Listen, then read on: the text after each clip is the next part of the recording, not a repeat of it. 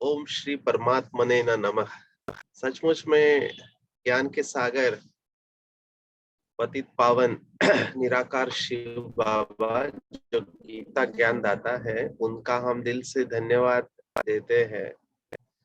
आज का सेशन होगा कि नहीं, पर सचिन भाई को थोड़ा बीच में लगा, लेकिन बाबा ने अब तक फिट कर दिया।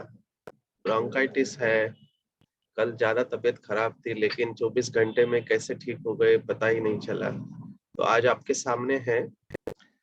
हम श्रीमद् भगवत गीता स्टडी ग्रुप में 8वां अध्याय अक्षर ब्रह्म योग सीख रहे हैं और आज का 23वां सत्र है। मैं देख रहा हूँ कई भाई बहने शुरुआत से रेगुलरली इस सेशंस को सुन रहे, देख रहे, पढ़ रहे, नोट्स बना रहे हैं और सवाल भी पूछ रहे हैं। और 8वां अध्याय कई मायनों में अपना अद्भुत स्थान भगवत गीता में रखता है। पिछली बार भी देखा था कि स्पिरिचुअलिटी में या आध्यात्मिकता में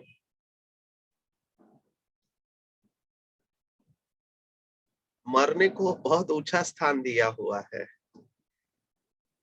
या स्पिरिचुअलिटी को दूसरी भाषा में आर्ट ऑफ डाइंग भी कहते हैं। It's art of dying alive. और जिसको ब्रह्मा कुमारी इसमें बाबा ने शब्द दिया है, जीते जी मरना। तो ये मरने का अभ्यास है स्पिरिचुअलिटी माना, लेकिन ऐसा मरना जो अनेक जन्म अच्छा जीवन जी सके। तो उसी संदर्भ में पिछली बार श्लोक आया था, उसके ऊपर कई सारे प्रश्न आए हैं, तो आज उन प्रश्नों से शुरुआत करेंगे। आपके लिए मैं थोड़ा स्लाइड्स दिखा रहा हूं।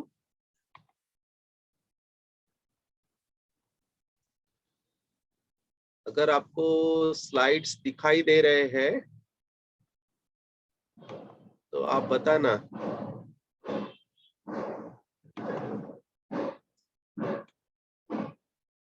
अच्छा, स्लाइड्स दिख रहा है, ओके। 8वां अध्याय अक्षर ब्रह्म योग।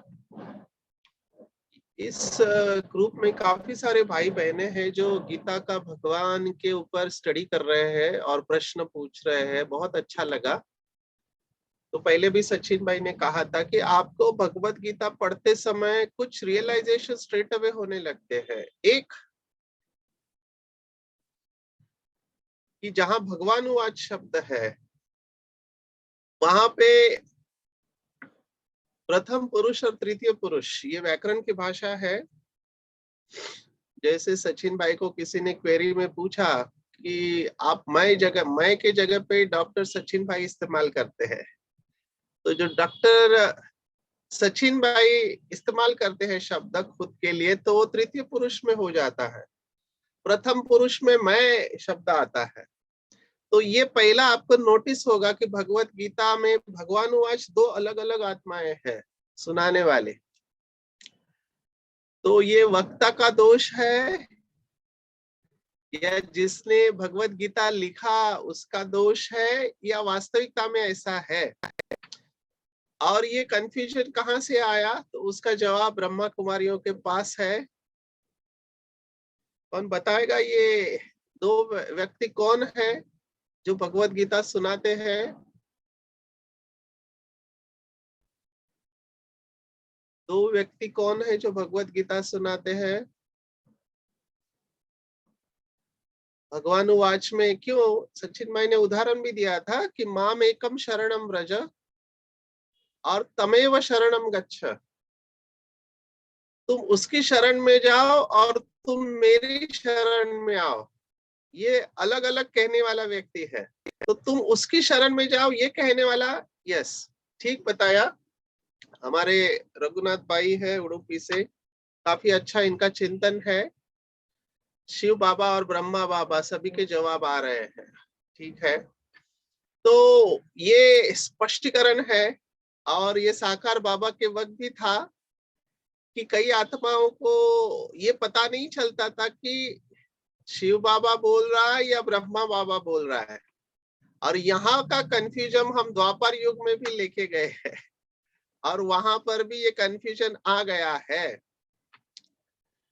ये बहुत बड़ा रहस्य है। दूसरी बात, श्रीमद् भगवत गीता स्टडी करते समय रियलाइज होती है कि सडनली एक सब्जेक्ट चालू होते होते होते कहां से दूसरा सब्जेक्ट बीच में आ जाता है जिसका कोई कनेक्शन नहीं है।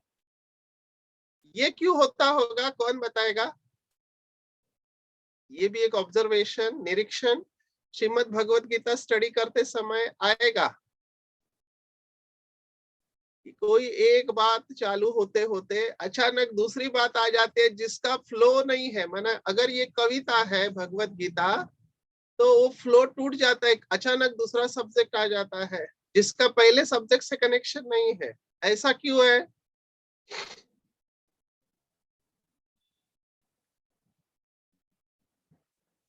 थोड़ा कठिन प्रश्न है। अच्छा, ठीक है, नो इश्यू। आप इसके ऊपर चिंतन करना।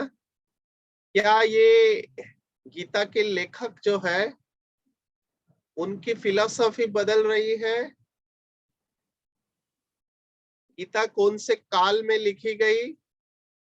क्योंकि आगे चलकर आपको कई सारी बातें और भी रियलाइज होगी कि गीता में वेदों का उल्लेख आता है कि जो वेदों में लिखा है वो गीता में। तो क्या वेद पहले लिखे गए या कई जगह पर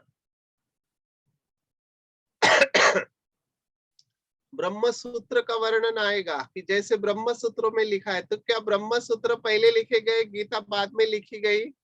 देखो, दो बातें हैं, लिखी गई और सुनाई गई, ये दोनों अलग है। लिखा जाना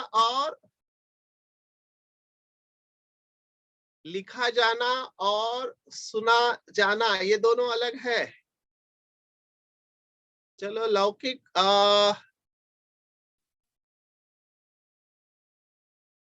थोड़ा रिवाइज करते हैं। भगवत गीता कौन से धर्म ग्रंथ में आई है या इसका इंडिपेंडेंट स्थान है, कौन बताएगा?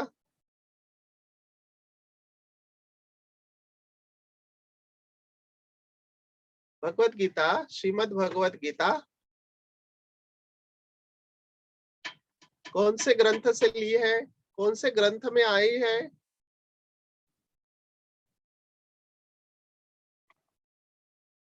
ओके, महाभारत में आई है, ठीक बताया। तो महाभारत के भीष्म पर्व में भगवत गीता आई है। अभी ये महाभारत में थी या बाद में डाल रही है, ये एक विचार करने जैसी बात है। दूसरा प्रश्न आपको भगवत गीता स्टडी करते समय आएगा, जैसे अभी बताया वेदों का रेफरेंस आता है, ब्रह्म सूत्र का रेफरेंस आता है, ऐसे ही 8वें अध्याय में कुछ रेफरेंस आया है, वो आपको पकड़ना है। मैं चाहता हूं कि आप भाई बहनों उसके तरफ ध्यान दें। अर्जुन ने 7 प्रश्न पूछे थे 8वें अध्याय में, 7वें अध्याय के एंड से ही चालू हुआ था और वो 7 प्रश्न और उसका उत्तर पहले 7 श्लोकों तक है। फिर भक्ति योग का विषय आया है और फिर 2 ऐसे मार्ग का विषय आया है जिसके ऊपर कंफ्यूजन है। लोग शब्द को पकड़ लेते हैं, जैसे बाबा कई बार वही बात कहता है तो बाबा के बच्चे भी शब्द को पकड़ लेते हैं, बाबा के भाव को भूल जाते हैं। तो उसी बात को हम शायद आज फिनिश कर पाए। ये बहुत इंपॉर्टेंट शब्द है। हमने देखा ये सब शब्द महत्वपूर्ण शब्द है जिसको अच्छे स्टूडेंट यहाँ पर बाय हार्ट कर लेंगे। ये 7 प्रश्न, ब्रह्म, अध्यात्म, अधिभूत, अधिदैव, अधियज्ञ कौन है और शरीर छोड़ते समय किस कॉन्शियसनेस में शरीर छोड़ते हैं तो क्या होता है। तो ये सब बातें हमने देखी है। अंत काल को अभी तक समझ नहीं पा रहे हैं, ये कंफ्यूजन है, इसको सचिन भाई थोड़ा आज दूर करना चाहते हैं। क्या आप में से कोई बताएगा अंतकाल शब्द का अर्थ क्या है? देखो कैसे कंफ्यूजन क्रिएट होता है, संस्कृत भाषा है, अंतकाल का शब्द अर्थ क्या है? कई बार हम इन शब्दों को बहुत लिटरली ले लेते हैं। अंतकाल शब्द का अर्थ क्या है?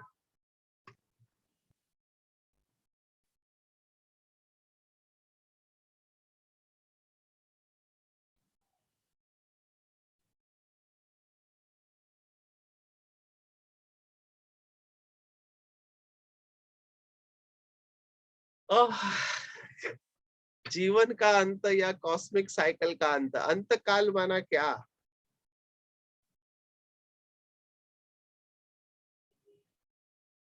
मृत्यु का समय। मृत्यु का समय। अच्छा, डेथ। ओके। तो कंफ्यूजन क्यों है? संभ्रम क्यों पैदा हुआ है? सचिन भाई जब सेशंस लेते हैं ना 8 घंटे, तो कई लोग बोर हो जाते हैं, तो सचिन भाई बीच बीच में कुछ ऐसी बातें सुनाते हैं कि क्लास में टीचर ने पूछा कि बच्चे, सत्य और भ्रम में क्या फर्क है? तो बच्चों ने कहा, टीचर आप हमको सिखाते ये सत्य है, लेकिन अगर आपको लगता है कि हमको समझ में आ रहा है, ये आपका भ्रम है। तो आप सबने डेथ लिखा है।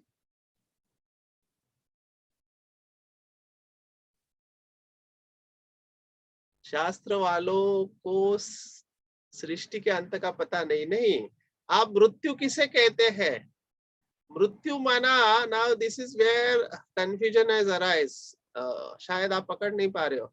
मृत्यु के वक्त क्या होता है? समझो दिल का धड़कन बंद हो जाना, ये मृत्यु है। सांसें रुक जाना, ये मृत्यु है। या ब्रेन डेड हो जाना, ये मृत्यु है। उस समय की स्थिति, या आत्मा शरीर छोड़ देती है, ये स्थिति मृत्यु है। क्या कहेंगे?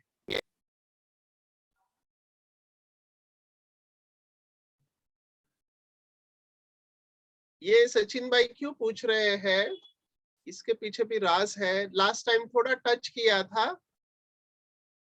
लास्ट टाइम एक शब्द इस्तेमाल किया था कि लाइफ आफ्टर डेथ। आप में से कितने लोगों ने ये शब्द सुना है, life after death? Life after death सुना है? तो ऐसा हुआ है बहुत सारे केसेस में ऐसा हुआ है कि डॉक्टर्स डेट डिक्लेयर कर देते हैं कि ये व्यक्ति ने शरीर छोड़ दिया है, ये मर चुकी है, और फिर आधा 1-2 घंटे के बाद वो व्यक्ति जिंदा हो जाता है।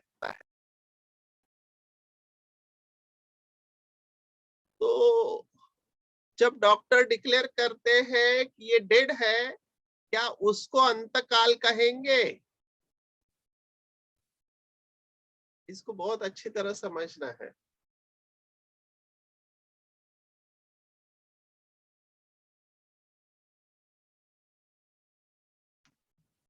समझो, बहुत अच्छी तरह समझो। सामने वाले, अभी मैं थोड़ा नॉन टेक्निकल बोलता हूँ, घर वाले देख रहे हैं कि इसकी आंखें रुक गई है, सांस रुक गया है, सब कुछ रुक गया है, और मरते समय मरते समय माना वो रुकते समय उसने जो सोचा वो उसका लास्ट है, या उसके थोड़ी देर बाद वो शरीर छोड़ती है आत्मा? तो वही बात कह रहे हैं कि अंत काल माना कौन सा? तो इसका जवाब भी इस श्लोक में दिया गया है, और वो है त्यक्त्वा। तो संस्कृत को अच्छी तरह समझना चाहिए। स्मरण त्यक्त्वा कलेवरम। तो ये बहुत इंपॉर्टेंट शब्द है, इसलिए कहा इस शब्द को समझने में थोड़ा टाइम लगता है। अंत काले च माम एव स्मरण मुक्त्वा कलेवरन। मुझ एक को याद करते समय शरीर त्याग देना कहा है। शरीर त्यागना ये कॉन्शियसली होता है, और मरना ये अनकॉन्शियसली होता है। Please understand. मैं अपने वस्त्रों का त्याग कर रहा हूं, तो मैं अपनी इच्छा से छोड़ रहा हूं और मेरे वस्त्र चले गए, मुझे पता ही नहीं चला। सो आई एम अनकॉन्शियस। तो यहाँ पर जो बात है वो है त्यक्त्वा कलेवरम, माना मेरी इच्छा से मैं शरीर छोड़ रहा हूँ। I am fully conscious at the time of death. यह प्रयाति समद्भाव याति नास्त्यत्र संशया। ऐसी आत्मा ही परमात्मा के पास आती है। इसलिए इतना इजी नहीं है, ये इतना इजी नहीं है, बार बार कह रहे हैं। और केवल उच्च कोटि की आत्माएं जिनकी योग की अवस्था बहुत श्रेष्ठ है, ऐसी आत्माएं ही अंत समय में परमात्मा की याद में रह सकती है, अदरवाइज नॉट पॉसिबल। अभी इसमें कई सारी कहानियां शास्त्रों में बताई है। आप में से किसी को कोई कहानी याद है मरते समय परमात्मा को, जो बहुत फेमस है, बाबा भी मुरली में याद करता है? इसका रेफरेंस 90वें अध्याय में फिर से आना हुआ है। करेक्ट, रेना बहन जी ने ठीक बताया, अजामिल की कहानी है। अजामिल एक्चुअली लोगों को पूरी स्टोरी पता नहीं है अजामिल की। वो समझते अजामिल पापी था, लेकिन पापी होने के पहले वो बहुत अच्छा व्यक्ति था, ये नहीं पता है। वो धीरे धीरे पाप करते करते वो अजामिल बना, लेकिन पहले बहुत अच्छा था। और उसकी गति सदगति जैसे कहते हैं, कैसे हुई? उसने लास्ट में अपने बेटे का नाम लिया नारायण, नारायण। तो उसको लेने के लिए यमदूत आए थे, तो जैसे ही नारायण दिल से उसने कहा,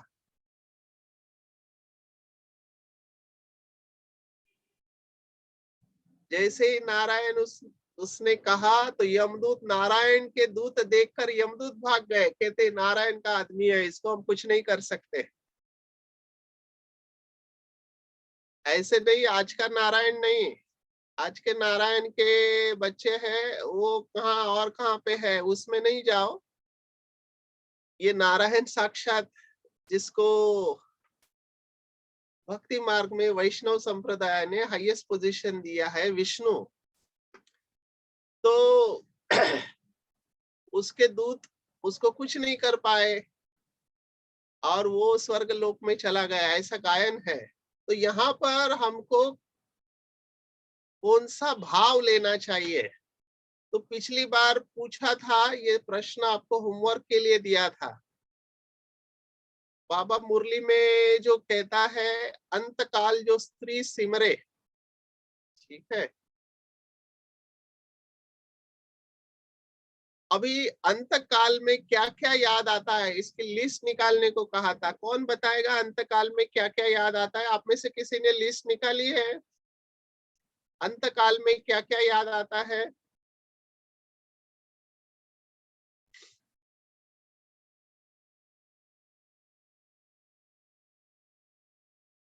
फैमिली, रॉन्ग डीड्स, परिवार याद आता है, गलत कर्मा, पेंडिंग वर्क याद आता है। अरे बाप रे, अमृत वेला मिस हो गया, ये याद नहीं आना चाहिए। स्त्री, बच्चे, काम, धन संपत्ति, बच्चे, धन। अच्छा, अंत काल में और क्या याद आता है? प्रॉपर्टी याद आती है, ठीक है। और कोई लिस्ट है? अंत काल में जहां भी आसक्ति है वो याद आता है। खाना याद आता है।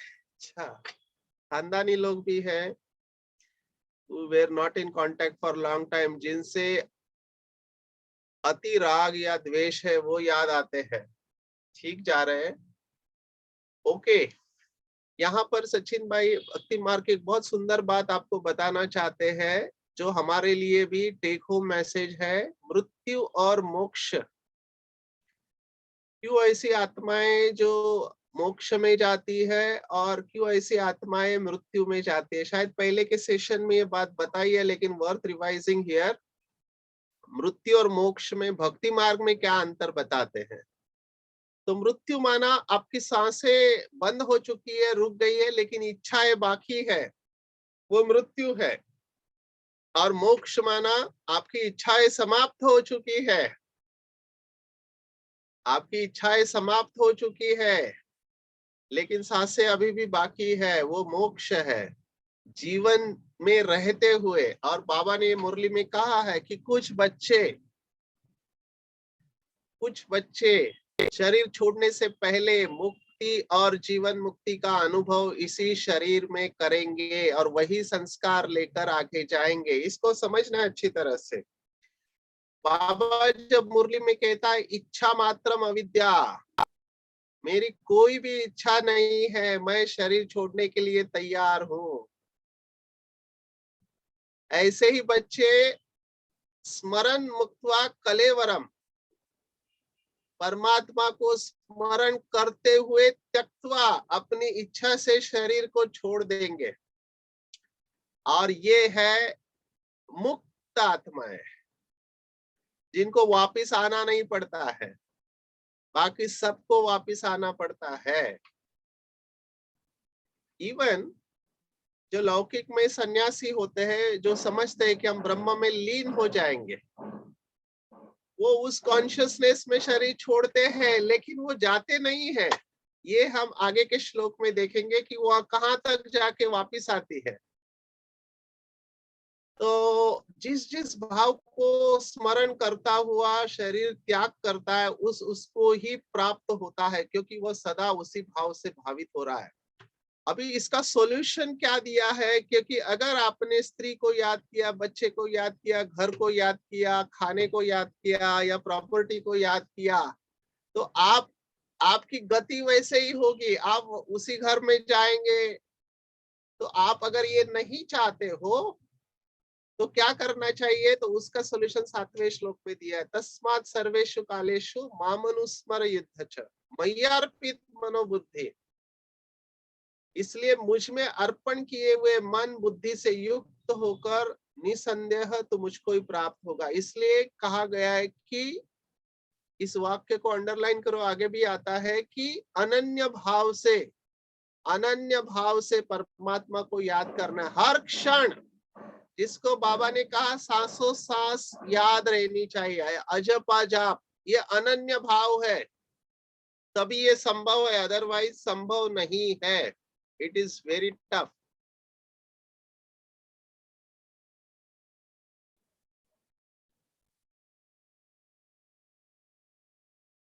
यही बात यहाँ पर आई हुई है कि आदित्य वर्णम तमस परस्तात्, ये भी हमने देखा, सूर्य के सदृश नित्य चेतन प्रकाश रूप परमेश्वरन का स्मरण करते हुए शरीर छोड़ते हैं और भ्रुवों के मध्य में अच्छी तरह स्थापित करके निश्चल मन से उस परमात्मा को याद करते हैं या प्राप्त होते हैं।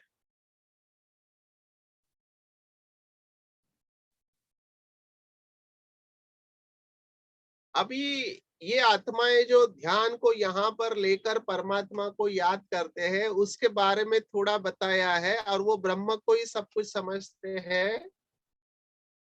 यहाँ पर आती है दूसरी फिलॉसफी, जो उस समय प्रचलित फिलॉसफी थी। अभी उसकी विधि देखो क्या बताई है। सब इंद्रियों के द्वारों को रोककर मन को हृदय में स्थिर करके, फिर उस जीते हुए मन द्वारा प्राण को मस्तक में स्थापित करके परमात्मा संबंधी धारणा माना उस ब्रह्म का चिंतन करता हुआ शरीर जो छोड़ता है, यह प्रयाति उसकी परम गति होती है। एक एक गति एक परम गति, माना वो पुरुष, माना वो आत्मा परम गति को प्राप्त होता है। और यही शब्द आगे का श्लोक का है 14वां, अनन्य चेता, अनन्य चित्त। अनन्य शब्द बहुत इंपॉर्टेंट है। बाबा भी मुरली में जो शब्द इस्तेमाल करता है, ये शब्द बाबा बार बार मुरली में कहता है कि अनन्य बच्चे, और इसको डबल अंडरलाइन करो, डबल ट्रिपल जितना, जिनका परमात्मा के सिवा अन्य कोई नहीं, वही अनन्य बच्चे हैं। जिनके चित्त में, जो आज मुरली में भी एक पॉइंट आई थी कि जिनकी नजरों में परमात्मा समाया हुआ है, वही इस दुनिया को नजर से निहाल कर सकते हैं। और ऐसी आत्माओं के लिए कहा है तस्याहम सुलभम पार्थ, माना उन आत्माओं के लिए मैं बहुत सुलभ हूं, नहीं तो मुश्किल हूं। जो अनन्य भाव से याद करते हैं उनके लिए मैं बहुत सुलभ हूं। तो ये भी हमने देखा, ये शब्द हमने देखा कि इस दुनिया को दुखालयम अशाश्वतम कहा है, ये दुखों का घर है। और माया इसी दुनिया को हमको ऐसे बताती है कि ये सुख का घर है। आपको क्या लगता है, ये दुनिया सुख का घर है या दुख का घर है? भगवत गीता कहती है दुखालयम अशाश्वतम। ये दुनिया सुख का घर है या दुख का घर है?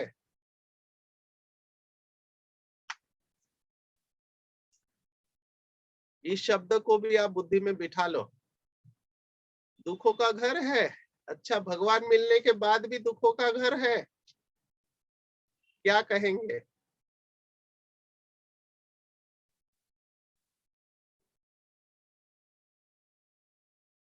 बहुत अच्छा। भगवान मिलने के बाद ये शब्द डाल दिया तो वो अच्छा, हमारे लिए नहीं दूसरों के लिए दुख का घर है। वाह।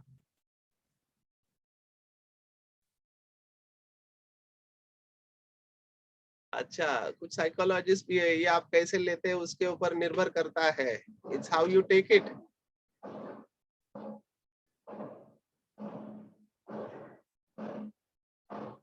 साहूकारों के लिए सुख का घर है, हमारे लिए नहीं। अच्छा, ईश्वर नहीं मिला तो ये भाव था, ईश्वर मिलने के बाद ये सुख का घर है।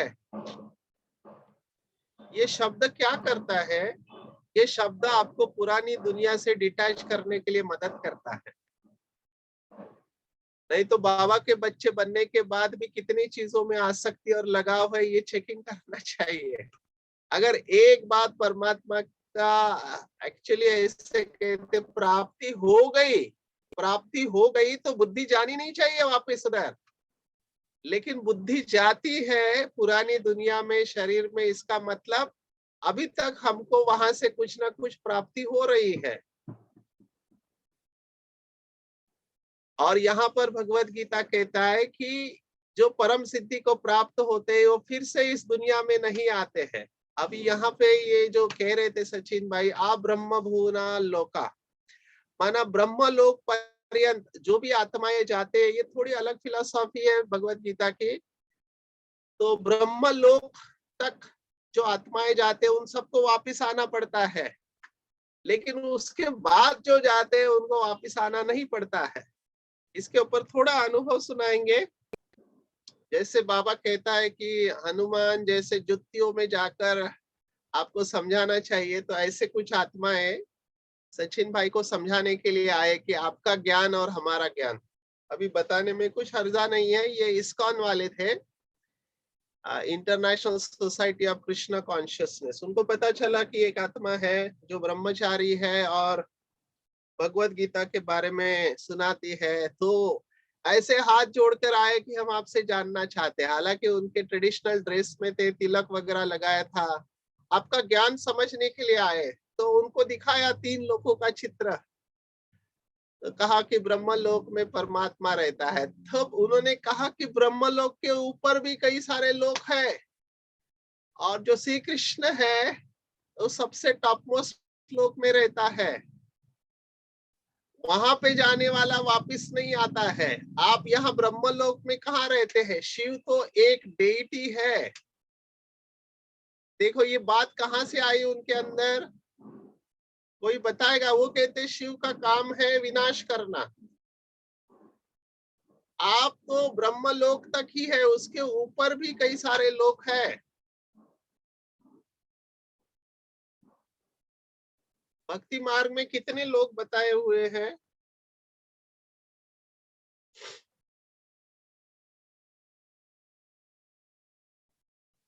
ठीक है, शिव को शंकर समझते हैं, यस।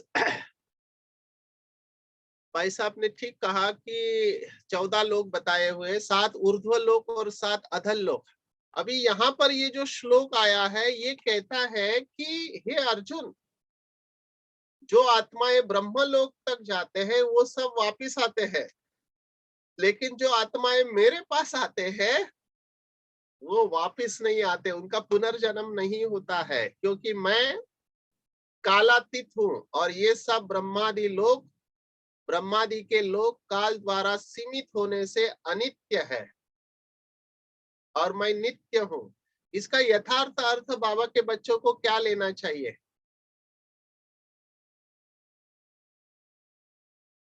बाबा के बच्चे इसका अर्थ क्या ले सकते हैं? पुनर्जन्म नहीं होता क्या परमात्मा के पास जाने से, क्योंकि वो काल से परे है।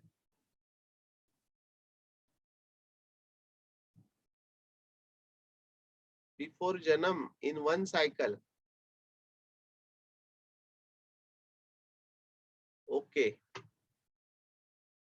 होता है पुनर्जन्म। तो ऐसा क्यों कहा कि मैं कालातीत हूँ और ये आत्माएं वापिस जन्म नहीं लेते?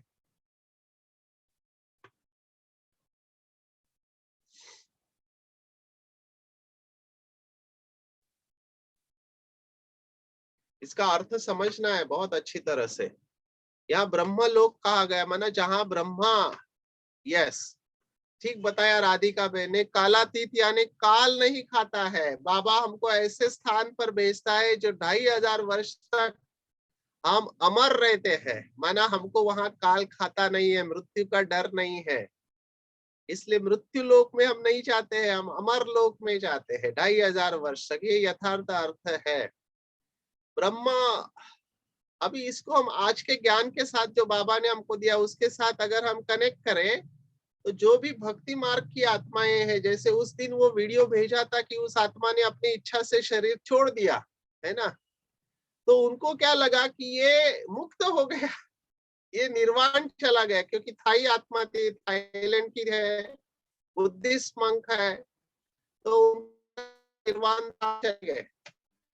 लेकिन बाबा कहता है कि मेरे पास कोई नहीं आ सकता बीच में, तो वो कहाँ गई होगी आत्मा, या जो भी महान आत्मा है जिसको बाबा ने मुरली में कहा कि ब्रह्म योगी जिनका योग ब्रह्म के साथ था, तो वो आत्माएं कहाँ जाती है जब ब्रह्म के साथ योग लगने पर वो शरीर छोड़ देते हैं? बाबा ने मुरली में कहा कि सन्नाटा छा जाता है बहुत लंबे समय तक, तो वो आत्माएं कहाँ जाते हैं सन्नाटा जब छा जाता है? तो कोई बताएगा कहाँ पर होते हैं वो?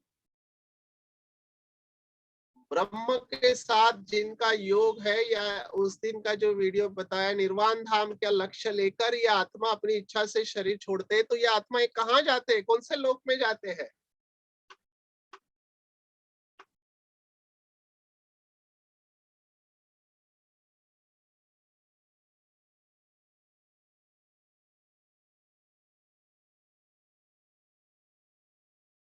सूक्ष्म लोक। कौन सा सूक्ष्म लोक? क्या वो ब्रह्मा बाप के पास होते हैं?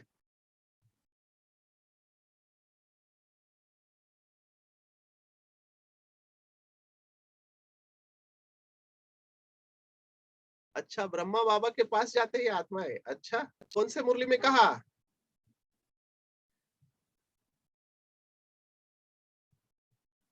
अच्छा, जन्म लेते हैं,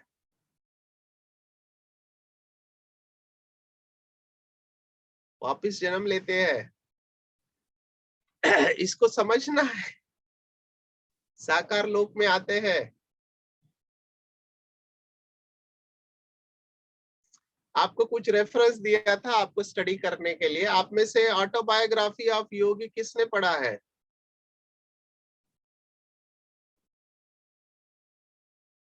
तो उसमें क्या बताया है?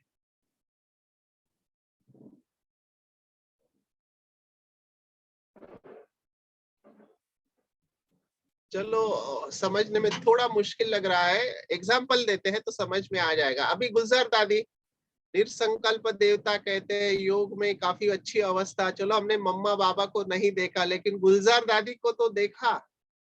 तो गुलजार दादी ने जब शरीर छोड़ा तो बाबा का मैसेज क्या था? बाबा ने कहा तुमको वापिस जाना है गर्भ में,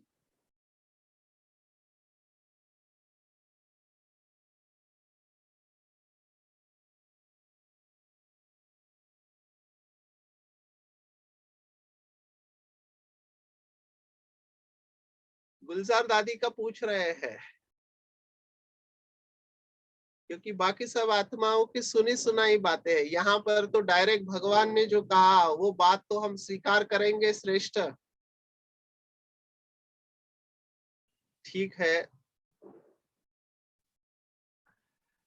अच्छा, बाबा के बच्चों में ही डबल ओपिनियन है। देखो, राधिका बहन कह रहे हैं कि गुलजार दादी एडवांस पार्टी में है, बाकी लोग कह रहे हैं कि सूक्ष्म वतन में है। सूक्ष्म वतन में है या एडवांस पार्टी में है? देखो, बाबा के बच्चों में यही, यहाँ पर जो डिफरेंस ऑफ ओपिनियन कंफ्यूजन है वो द्वापर में चले जाएंगे।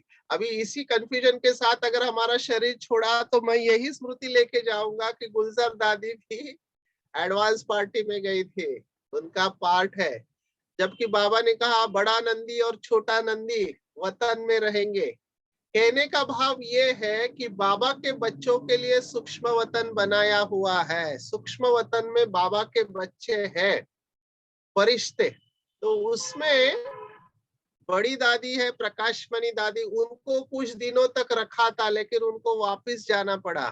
लेकिन दादी को रखा है उधर, ऐसे बाबा ने मैसेज दिया है। छोटा नंदी है, छोटा नंदी है, इसलिए दादी को वहां पर रखा है। तो ये अभी इसके और विस्तार में नहीं जाए, अभी का टॉपिक नहीं है। केवल इस बात को टच करने के लिए कि पुनर्जन्म नहीं लेते हैं तो वो कहाँ रहती आत्माएं? तो इवन भक्ति ब्रह्म के साथ जिनका योग है वो थोड़े समय तक ऊपर के लोक में रहते हैं, है ना। ये बात जो 14 लोगों की आई है ऐसे ही नहीं आई है।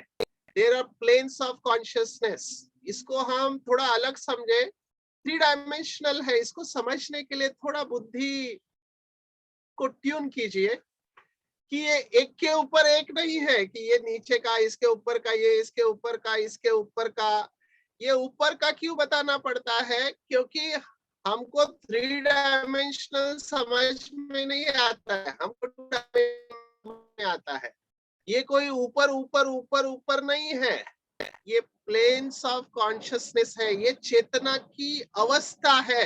प्लीज अंडरस्टैंड दिस, ये चेतना की अवस्था है कि जब आप उस अवस्था में रहते हो तो उस लोक में रहते हो। इसको हम ऐसे कह सकते हैं साइंस की भाषा में कि वो फ्रीक्वेंसी होती है, फ्रीक्वेंसी। फॉर एग्जाम्पल सिंप्लीफाई करते हैं, उस दिन योग का जो साइंटिस्ट टेस्ट करते हैं उसके बारे में वर्तमान साइंस के हिसाब से हम ईईजी लगाते हैं, इलेक्ट्रोड्स।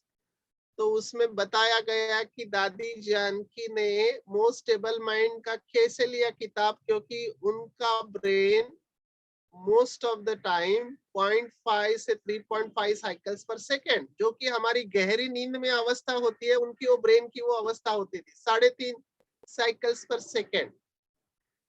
अभी इसको और कम करते जाओ, अव्यक्त फरिश्ता अवस्था अगर 1 साइकिल्स पर सेकेंड है, 1 या 2 साइकिल्स पर सेकेंड है, तो शिव बाबा की फ्रीक्वेंसी 0 0 कहा है उसको, शिव माना 0 बिंदी, 0 साइकिल्स, नो साइकिल्स पर सेकेंड।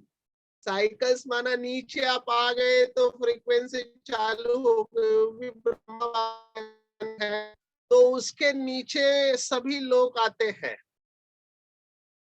वतन के नीचे भी ऐसे प्लेन्स है जहां पर ये आत्माएं थोड़े समय तक अपनी प्यूरिटी की वजह से, क्योंकि जब आत्मा अपनी प्यूरिटी को धारण कर लेती है, माना लेवल को बढ़ा लेती है, तो उनके लिए वैसा गर्भ भी तैयार होना चाहिए। उनके लिए गर्भ तैयार होने के लिए वो थोड़े समय तक वायुमंडल में रहती है इंडिपेंडेंटली, और फिर जैसे ही उनकी पावर कम होती है उनको वापस गर्भ में जाना पड़ता है। तो this souls, elevated souls stay in certain planes of consciousness, चेतना की अवस्था में थोड़े समय तक रहते हैं, जिनको इन्होंने कहा कि वो पुनर्जन्म में नहीं आते हैं। लेकिन ये स्पष्टीकरण है कि ब्रह्म लोक तक ये लोग जाते हैं, थोड़े समय तक सुख का अनुभव करते हैं और फिर वापस नीचे आते हैं। इसके ऊपर चिंतन करें, कोई प्रश्न है तो पूछ सकते हैं। अभी हम कैलकुलेशन करने वाले हैं, गणित गणित चालू होने वाला है। जो बाबा का था कि ब्रह्मा का दिन और ब्रह्मा की रात, मुझे पता नहीं हमारे में से कौन सी आत्मा ने ये अपना दिमाग लड़ाया है और ये पूरा कैलकुलेशन दिया है, जिसके वजह से बहुत भक्ति मार्ग में नुकसान हुआ है कैलकुलेशन के वजह से। तो वो श्लोक अभी हम चालू कर रहे हैं। सहस्त्र युग पर्यंतम ब्राह्मणों विदु। अभी यहाँ पर ब्रह्मा का दिन बताया हुआ है। ब्रह्मा का एक दिन माना सहस्त्र युग, 1000 चतुर्युग, 1000 चतुर्युग को ब्रह्मा का एक दिन, और उतना ही रात्रि युग सहस्त्रांता कहा है, उतनी एक रात्रि। और जो इसको ब्रह्मा के दिन को रात्र को जानते हैं वही पुरुष तत्व से जानते हैं, ऐसे कहा। अभी हमने दूसरे अध्याय में भी एक श्लोक देखा था, अव्यक्तादीनि भूतानि व्यक्त मध्यानि भारत अव्यक्त निधनान्येव तत्र का परिदेवना। 28वां श्लोक। हर चीज पहले अव्यक्त में होती है, फिर व्यक्त में आती है, और फिर अव्यक्त हो जाती है। तो संपूर्ण चराचर भूतगण ब्रह्मा के दिन में प्रवेश काल में अव्यक्त से ब्रह्मा के सूक्ष्म शरीर से उत्पन्न होते हैं, और ब्रह्मा की रात्रि के प्रवेश काल में उस अव्यक्ति नामक ब्रह्मा के सूक्ष्म शरीर में लीन हो जाते हैं। ऐसा वर्णन आता है कि ब्रह्मा से निकलते हैं और ब्रह्मा में जाते हैं। अभी ब्रह्मा और ब्रह्मा, जैसे कई लोग ब्रह्मा कुमारी इसको ब्रह्म कुमारी कहते हैं, उनको लगता है कि ब्रह्म के साथ योग लगाने वाले, तो ब्रह्म और ब्रह्मा में कंफ्यूजन है। तो ये जो आत्माएं ब्रह्म से आती है और ब्रह्म में जाती है, यहाँ पर कहा कि ब्रह्मा से आती है और ब्रह्मा में जाती है। सन्यासी लोग समझते हैं कि ब्रह्म में जाते हैं, ब्रह्म से आते हैं। बाबा ने कहा कई बच्चे मुख वंशावली ज्ञान सुनकर आते, कई कान से सुना है, कई हाथ से जन्म दिखाया हुआ है, तो ये ब्रह्मा से आए हुए हैं। तो ये हमारे में से किसी ने लिखा है, क्योंकि कई बाबा के बच्चों का जन्म सेवा के लिए होता, आते ही सेवा करना चालू कर देते हैं। तो ये हाथ और पैर से निकले हुए हैं, जो ज्ञान सुनकर निकले हैं। डायरेक्ट नहीं सुना, कानों द्वारा सुना कहीं से, कई डायरेक्ट ब्रह्मा के मुख से उत्पन्न हुए हैं। तो ये रहेंगे। यह भूत समुदाय उत्पन्न होकर प्रकृति वश में हुआ रात्रि के प्रवेश काल में लीन होता है और दिन के प्रवेश काल में फिर से उत्पन्न होता है। अभी ये थोड़ा कैलकुलेशन आपको कंफ्यूजन हो गया है। एक बात वो मानते हैं कि ब्रह्मा की आयु 100 वर्ष है, और वर्तमान समय ऐसे कहते हैं कि उसकी 50 साल की उम्र बीत गई है। अभी ये जो कैलकुलेशन है, बाबा मुरली में कभी बताता है, आप में से जिसको चाहिए वो सचिन भाई भेज सकते हैं। इसमें टू मच नहीं जाना है, क्योंकि इसके वजह से गफलत में रह रहे हैं। उनको लगता है अभी भी खरब वर्ष पड़े हुए हैं, इसलिए पुरुषार्थ क्या करना। तो इसमें एक इंटरेस्टिंग बात है कि सतयुग, त्रेता, द्वापर और कलयुग, ये चतुर्युग की कंसेप्ट है। तो उसमें शुरुआत अगर हम कलयुग से करें तो कलयुग का डबल होता है द्वापर, और कलयुग का ट्रिपल होता है त्रेता, और 4 गुना होता है सतयुग। तो 4,32,000 मानव वर्ष ये कलयुग की आयु बताई है। वो कितनी बड़ी आयु है, इसमें लोक संख्या कितनी होनी चाहिए, लेकिन किसी का दिमाग चलता नहीं है। अब इन चारों युगों का टोटल कितना होता है, 43,20,000, और इसको महायुग कहते हैं। चारों युग को मिलाकर एक महायुग। अभी भगवत गीता का ये जो श्लोक है, जो हमने अभी देखा, सहस्त्र युग पर्यंतम, ये 17वां श्लोक है। तो इस श्लोक के अनुसार ब्रह्मा का एक दिन माना 1000 महायुग माना, इसको 1000 से मल्टीप्लाई करो, 43,20,000 इंटू 1000 कितना होता है, 4,32,00,000,000 मानव वर्ष। अभी इतना ही ब्रह्मा का रात भी होता है, तो रात और दिन का कितना हुआ? 8 खरब 64 अरब मानव वर्ष। ये ब्रह्मा का एक दिन हुआ। अभी इसको 360 से मल्टीप्लाई करो तो कितना होता है आप सोचो, एक वर्ष। और उसको 100 से मल्टीप्लाई करो तो ब्रह्मा की आयु कितनी बताई है? अभी इसमें दिव्य वर्ष और सोलार ईयर्स, ये इनका कैलकुलेशन है संधि काल का। मैं इसमें नहीं जाऊंगा क्योंकि मुझे वेस्ट ऑफ टाइम लग रहा है, लेकिन लोग कैलकुलेट करते हैं। तो ब्रह्मा का एक दिन की आपने देखा होगा, एक दिन कितना होता है? 8 खरब 64 अरब। और ब्रह्मा की आयु 100 वर्ष। अभी 100 वर्ष ठीक है, संगम युग का 100 वर्ष 1936 से लेकर 2036 ये ब्रह्मा की आयु हो सकती है, क्योंकि अंतिम समय तक ब्रह्मा सूक्ष्म वतन में रहेंगे और बच्चों को साथ में लेकर जाएंगे।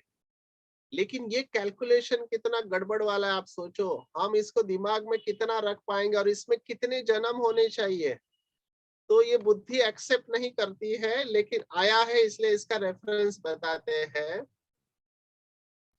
उस अव्यक्त से परे दूसरा विलक्षण जो सनातन अव्यक्त भाव है, वो परम दिव्य पुरुष सब भूतों के नष्ट होने पर भी नष्ट नहीं होता। माना इस दुनिया में जब विनाश का सीन होगा तो ये दुनिया ऐसे कहते प्रलय हो जाता है, मोस्ट ऑफ द दुनिया पानी के नीचे चली जाती है। लेकिन ऐसे बताते हैं कि परमात्मा जो परम पुरुष है उसका विनाश नहीं होता, और उसी को अक्षर इस नाम से कहा गया कि क्षर माना विनाश और अक्षर नामक अव्यक्त भाव को परम गति कहते हैं।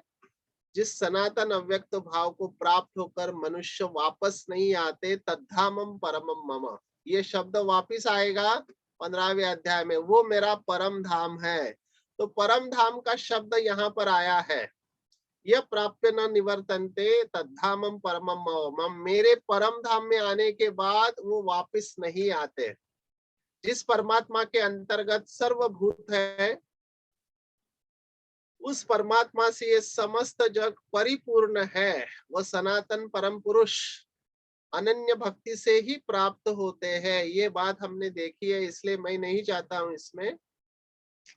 जिस काल में शरीर त्याग कर गए हुए योगी जन न वापिस लौटने वाले गति को, और जिस काल में गए हुए वापिस लौटने वाले गति को प्राप्त हो गए, उस दोनों मार्ग को अभी कह रहा है। अभी इसको थोड़ा समझना चाहिए। अभी हम जनवरी मास से हुए, तो जनवरी मास में कौन सा फेस्टिवल होता है? आज भी एक विशेष फेस्टिवल है बसंत पंचमी। जनवरी मास में कौन सा विशेष फेस्टिवल होता है जो पूरे भारत में अलग अलग नाम से सेलिब्रेट किया गया? यस, संक्रांति, ठीक बताया, आप कैच कर रहे हैं। तो उसी के बारे में अभी बताया गया है। वसंत संक्रांत के बाद वसंत आता है, बाहर का मौसम, तो उसके साथ खुशी आती है। इसलिए समझते हैं कि उत्तरायण में जो शरीर छोड़ेंगे वो वापस नहीं आते हैं। इसलिए शास्त्रों में भी देखो, जो भीष्म पितामह है, उनको बाणों की शैया पर वो लेट रहे थे और किसका राह देख रहे थे कि कब सूर्य उत्तरायण में जाता है। तो उत्तरायण में जाने के बाद उन्होंने शरीर छोड़ा। तो ये श्लोक यहीं से लिया गया है। शुक्ल पक्ष और कृष्ण पक्ष, ये दो पक्ष होते हैं। जिसको कैलेंडर आता है, हिंदू कैलेंडर,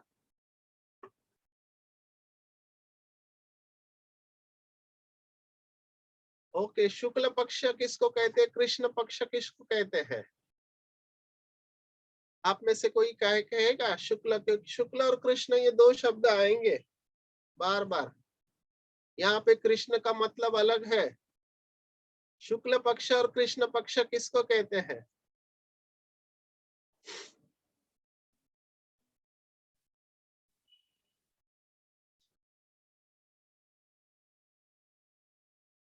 मेरा आवाज आ रहा है क्या?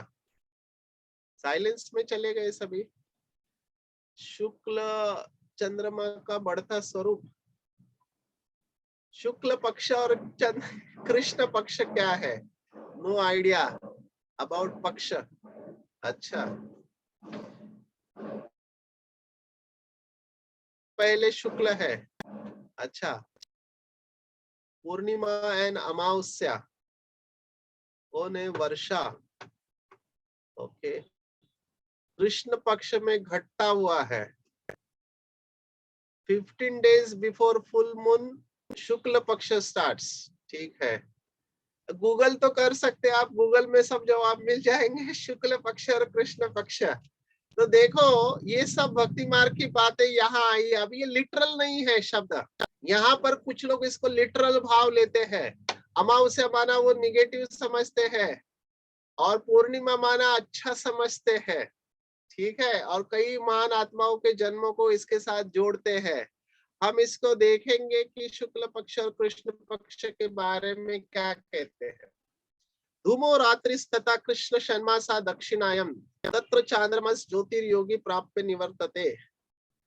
तो अग्नि के मार्ग से जाते हैं और धुएं के मार्ग से जाते हैं। ये दो मार्ग बताया है, एक अंधेरे का मार्ग और एक प्रकाश का मार्ग।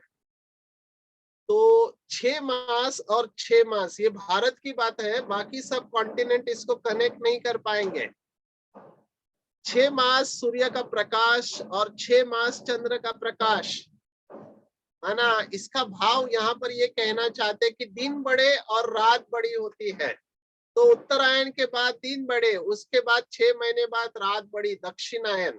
ठीक है, तो जो धुएं वाले मार्ग से जाते हैं, वो मार्ग से जाने के बाद उनको वापस आना पड़ता है। लेकिन जो प्रकाश के मार्ग से जाते हैं, उनको वापस आना नहीं पड़ता है। यही बताया शुक्ल कृष्ण गति। कृष्ण का मतलब यहाँ पर, कृष्ण माना काला, काले को कृष्ण कहते हैं। काला माना अंधियारी रात, है ना।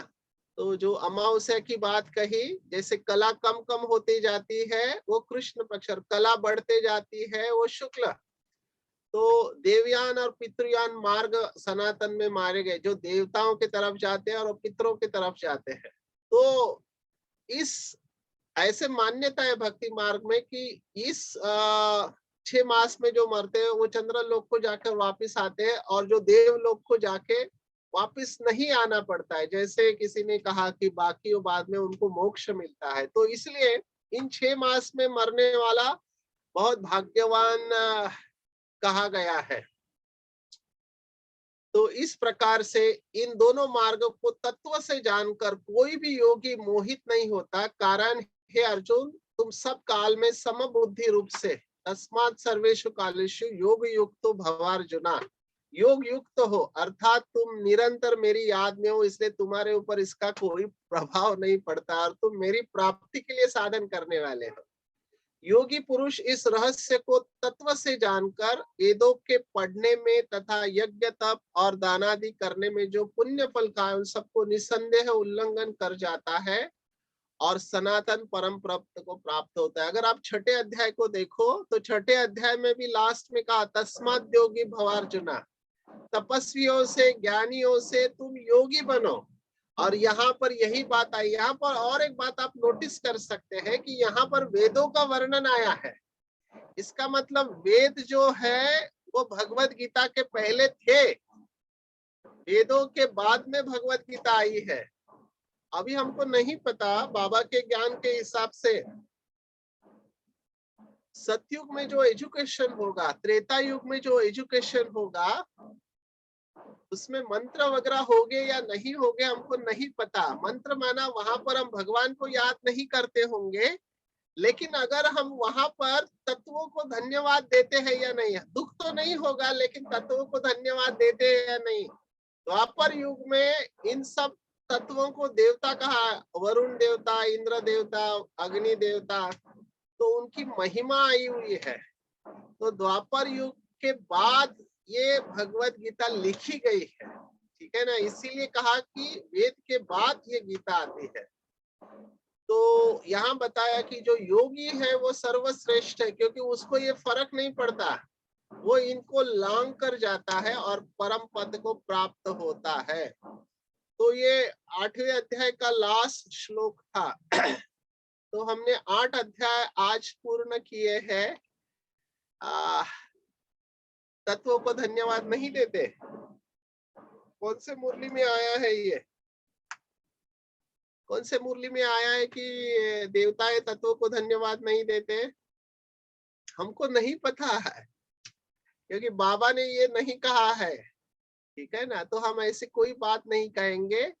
सिर्फ सचिन भाई यही कहना चाहते थे कि सतयुग में जो एजुकेशन होगा, बाबा ने इतना कहा वह ड्राइंग, पेंटिंग या कला होगी, लेकिन कुछ तो पढ़ेंगे, लैंग्वेज ऑफ कम्युनिकेशन होगा, वहां की भाषा शुद्ध हिंदी होगी, ऐसे कहा। कुछ शब्द आपको बताया कि जैसे वहां पर कोम होती है, जिसको क्या कहते हैं, जिससे हम बाल करते हैं, हाँ, केश अलंकारी ने केश चिलकारी कहा, और वहां पर बाथरूम को प्रक्षालय कहा है। प्रक्षालय, जैसे दुखालय अश्वाशतम, ये शब्द था ना, आलय माना घर, प्रक्षालय, प्रक्षालन जहां पर होता है वो प्रक्षालय है। हाँ, ठीक बताया। तो ये शुद्ध हिंदी है जो सतयुग में होगी, करेक्ट। मुख प्रक्षालन ये शब्द संस्कृत का है, तो सोचो ये संस्कृत नहीं है, लेकिन शुद्ध हिंदी भाषा सतयुग में होगी। आप थोड़ा कनेक्ट कर सकते हैं, वर्तमान समय कौन सा ऐसा भाग है जहां पर ऐसी शुद्ध हिंदी प्रयोग की जाती है, उसका और सतयुग का कनेक्शन होगा, क्योंकि जहां कृष्ण जन्म लेगा वहां पर ये भाषा होगी और वो शुद्ध भाषा होगी। हमको नहीं पता कि ये भाषा नॉर्थ इंडिया की है, नेपाल की है या तिब्बत की है। हमको नहीं पता कि विनाश के वक्त क्या होने वाला है। हो सकता है अभी ये पता कि तिब्बत और नेपाल को लग के जो बॉर्डर है, जैसे अभी इस समय अगर आप भूटान को देखो तो भूटान एक ही ऐसा देश है जहां पर निगेटिव कार्बन है। निगेटिव कार्बन जो साइंस वाले समझ सकते हैं, बाकी सब कंट्रीज कार्बन उत्सर्जन कर रहे हैं। ये निगेटिव कार्बन वाला देश है क्योंकि नेचर को बहुत संभाल के चलता है। तो नेपाल में संस्कृत है, ये बात ठीक है, सचिन भाई ने देखा 21 दिन की रैली में। लेकिन नेपाल के भी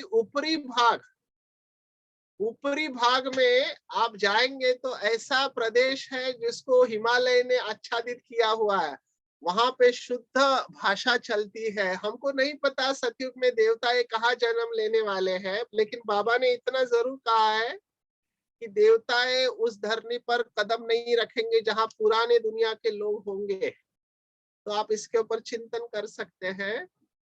भाई बाबा ने कहा है गंदगी नहीं होगी, उसका भाव क्या होगा। गंदगी माना पुरानी दुनिया की कोई भी बात नहीं होगी। गंदगी का आप अर्थ सूक्ष्म भी ले सकते हैं, स्थूल भी ले सकते हैं। पाकिस्तान दिल्ली कहने में आता है, वर्तमान Delhi is the most polluted city not only in India, in the world. तो वर्तमान दिल्ली तो डेफिनेटली नहीं है। बाबा कहता है कि यमुना के कंठे पर, और यमुना वर्तमान की यमुना है या नहीं है ये भी पता नहीं है। यमुना माना एक नदी जो पहाड़ों से निकलती है जिसका नाम यमुना है, वो वर्तमान नहीं है। वर्तमान तो हाईली पोल्यूटेड है। ये तो दिल्ली वाले अपने को खुश कर लेते हैं कि यहाँ पर आएगा, लेकिन दिल्ली ये स्थान का नाम है, तो उसका नाम परिस्तान होगा। तो ये सब चिंतन की बातें हैं। आज के अध्याय से आपको कोई प्रश्न है तो आप पूछ सकते हैं, नहीं तो हम यहाँ पर रुकते हैं। Any questions?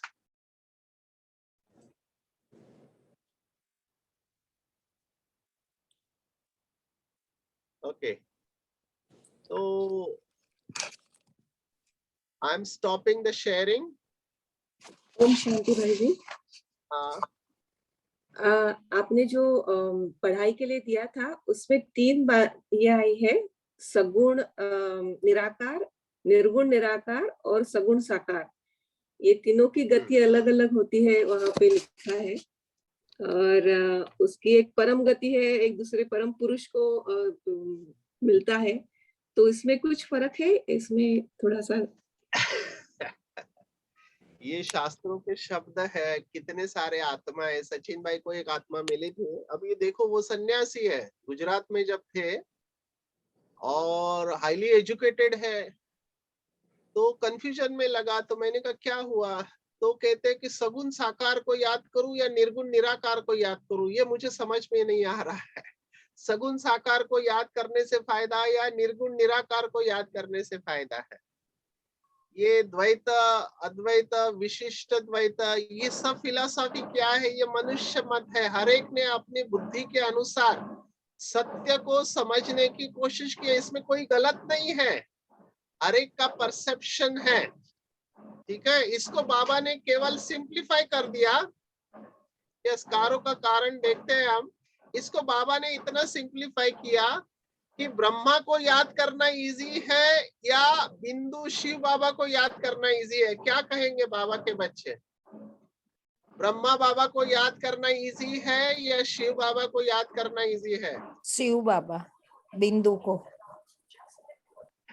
बिंदु रहता है बुद्धि में, बिंदु हाँ। बुद्धि में टिकता है या साकार शरीर का चित्र बुद्धि में टिकता है? बिंदु टिकता है, बिंदु टिकता है। बिंदु टिकता है तो बहुत बड़ी अवस्था समझनी चाहिए। टिपिकली लोगों को साकार को याद करना इजी जाता है। ठीक है, बिंदु को बुद्धि में पकड़ कर रखना हर एक की बस की बात नहीं है। इसलिए साकार भक्ति को ज्यादा महत्व है, क्योंकि देवताओं का फोटो दिखाई देता है। अगर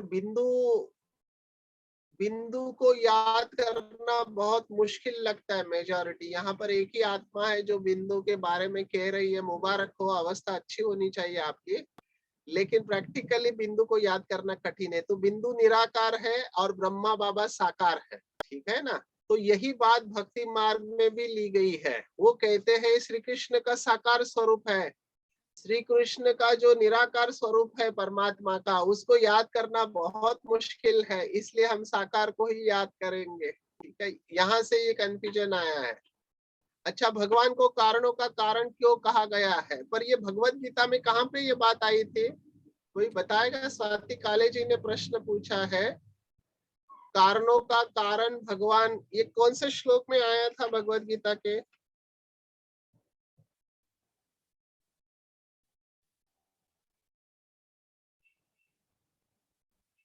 सुन रहे हैं? अनम्यूट करें अपने आप को। और ये प्रश्न कहाँ से आया? मैं इसका जवाब दे सकता हूँ, लेकिन ये प्रश्न कहाँ से आया वो जानना चाहते हैं।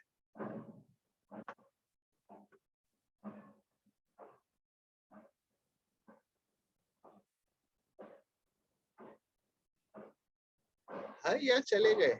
है, आप अनम्यूट करके बता सकते हैं। स्वाति काले फ्रॉम पूना, कहाँ पे भगवत गीता में कौन सा श्लोक? ओम शांती भाईजी, हाँ बोला, कोणता श्लोक? मी आता बाहेर आहे, पण मला वाटतं 8व्या अध्यायातच आहे. ठीक है, बीजम माँ सर्वभूताना। हो. तो उसका अर्थ समझ लो। अभी भगवान को सभी का कारण क्यों कहा गया है या महाकारण कहा गया है? तो थोड़ा आपको विजुअलाइज करना पड़ेगा। जब शिव बाबा इस धरती पर आता है, इसको बहुत अच्छी तरह समझना। शिव बाबा परम धाम को छोड़कर फर्स्ट टाइम इस धरती पर आता है तो क्या होता है बताओ? शिव बाबा परम धाम को छोड़कर इस धरती पर आता है तो क्या करता है पहली बार जब आता है? तो ब्रह्मा के शरीर को पवित्र करके जो 3 शब्द उच्चारे हैं उन्होंने, ज्ञान स्वरूपम शिवोहम शिवोहम, प्रकाश तो स्वरूप।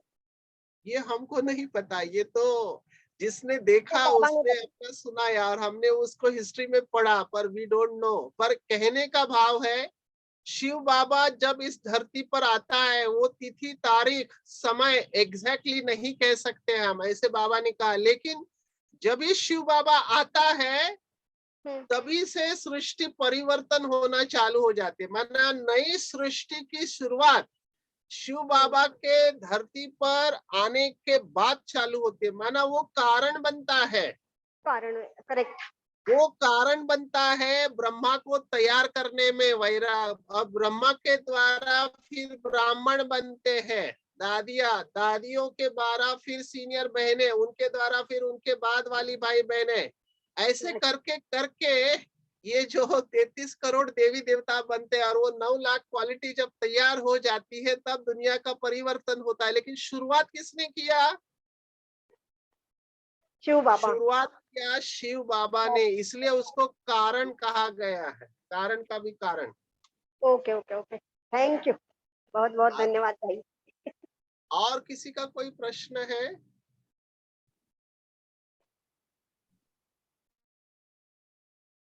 ओके, तो हम यहाँ पर रुकते हैं। Next time will start 9। हाँ हेलो, हाँ बोलो दक्षा। भगवान,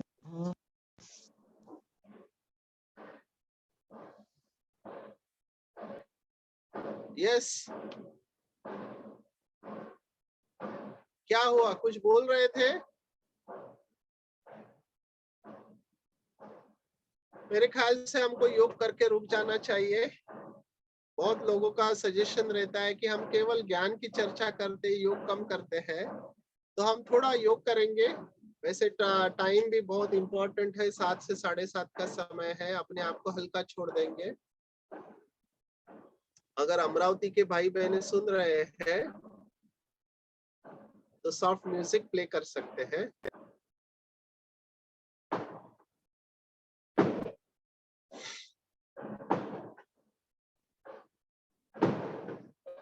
अपने आप को बिल्कुल हल्का छोड़ देंगे। चारों तरफ से अपना ध्यान हटाकर अपना संपूर्ण ध्यान 2 आंखों के बीच में एकाग्र करेंगे। महसूस करेंगे इस शरीर के अंदर मैं एक दिव्य प्रकाश हूं। ये शरीर एक बहुत ही सुंदर मंदिर है, पवित्र मंदिर है, और इस पवित्र मंदिर में पवित्र देव आत्मा रहती है। मैं आत्मा इस मंदिर के अंदर एक परम पवित्र दिव्य प्रकाश। मेरा मन परम शुद्ध है। हर आत्मा के प्रति शुद्ध संकल्प करने वाली मैं परम पवित्र आत्मा हूँ। मेरा दिल साफ है, स्वच्छ है, जिसमें स्वयं परम पिता परमात्मा शक्ति भर रहे हैं। सभी के साथ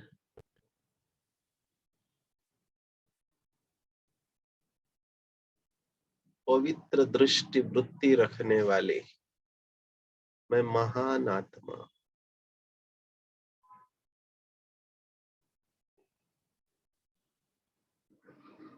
सभी देहधारी बाबा के बच्चे हैं, और हम सब एक ईश्वरीय परिवार के बच्चे। कुछ लोगों ने परमात्मा को पहचान लिया और कुछ आत्माएं पहचानने के पुरुषार्थ में है। हर आत्मा के प्रति मेरे द्वारा नेचुरली शुभ भावनाएं, शुभ कामनाएं निकलती हैं। मैं सदा काल के लिए होली हंस हूँ।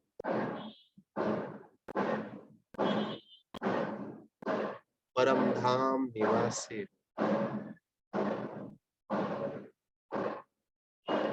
परम धाम मेरा असली घर है।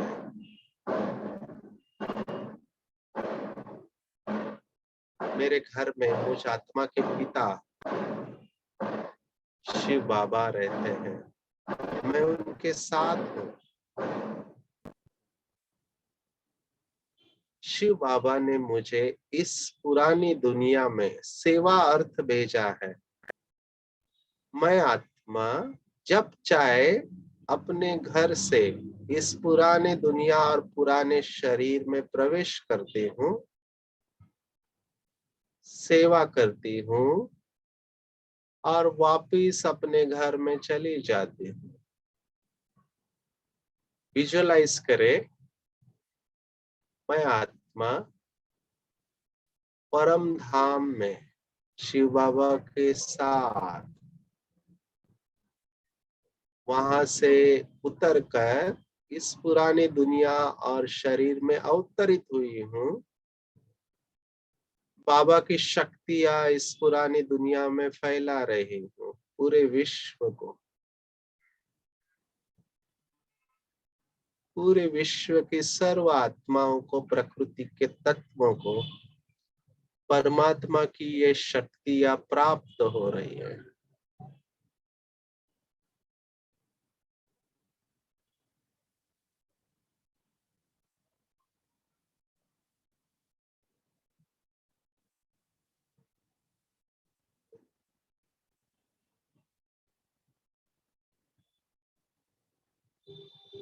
मैं आत्मा वापस अपनी इच्छा से इस शरीर को मन और बुद्धि से छोड़कर अपने घर, अपने पिता के पास पहुंच रही हूँ।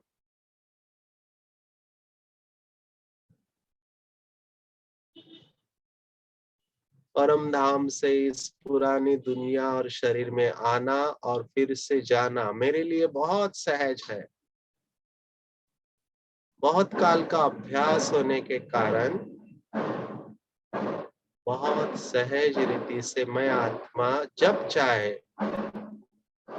तब इस पुरानी दुनिया में आकर वापस जा सकते हैं।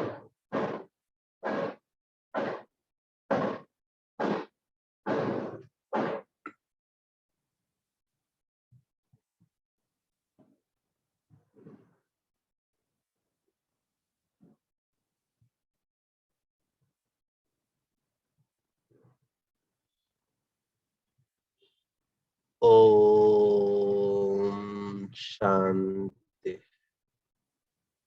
शांति शांति। अच्छा, ओम शांति। यहाँ पर हम आज का सत्र समाप्त करते हैं। Thank you very much. ओम शांति। ओम शांति।